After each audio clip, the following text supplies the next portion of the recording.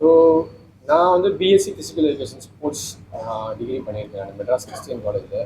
So நான் college படிக்கும்போது எனக்கு காலேஜ் டைமில் ஃபஸ்ட்டு ஸ்டாஃப் சப்போர்ட் பண்ண தான் இருந்தாங்க.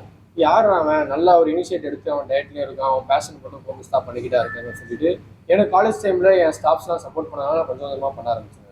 ஸோ நான் காலேஜ் படிக்கும்போது really had a bad time. அப்போ நான் என்ன பண்ணேன், நான் டிகிரி வாங்க மாட்டேன் அப்படின்னு சொல்லிட்டு என் வீட்டில் நான் ஒரு ப்ராமிஸ் வச்சுருந்தேன். அதாவது நான் கிராஜுவேஷன் பண்ணிட்டேன், ஆனால் போய் கலெக்ட் பண்ண போகிறேன் நான்.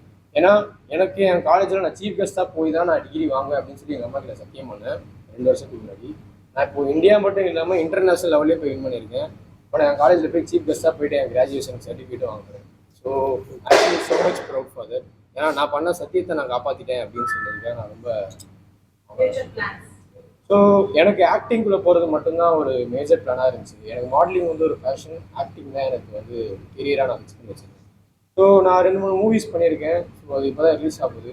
ஸோ ரிலீஸ் ஆகிட்டதுக்கப்புறம் எல்லாருக்கும் தெரிய வருது. ஸோ நான் ஃபஸ்ட் மூவி பண்ண பார்த்தா ரெட் ஃப்ளவர்னு ஒரு படம் பண்ணியிருக்கேன். ஸோ நெக்ஸ்ட் மந்த் ரிலீஸ் ஆகுது. அப்புறம் தக் லைஃப்பில் one of the gangster role பண்ணியிருக்கேன் ஆக்டர் சிம்பு சாரோட.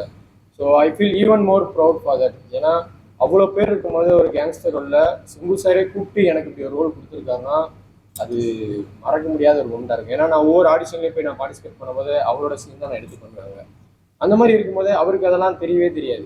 அவ்வளோ பேர் இருக்கும்போது மணிரத்னம் சார் அந்த மாதிரி பெரிய பெரிய ஆர்டிஸ்ட்லேருந்து பெரிய பெரிய டேரக்டர்ஸ் இருக்கும்போது அவங்களாம் கொடுக்காம நான் இன்ஸ்பயர் ஆகி வளர்ந்த ஒரு ஆள் பார்த்தா தான் சிலம்பரசன் சார். ஸோ அவரே பார்த்து எனக்கு ஒரு சீன் கொடுக்கும்போது அப்போ எனக்கு அந்த மூமெண்ட்டே பார்க்கும்போது ஒரு you are the chosen one அப்படின்னு சொல்லிட்டு எனக்கு ஒரு மூமெண்ட் இருந்துச்சு.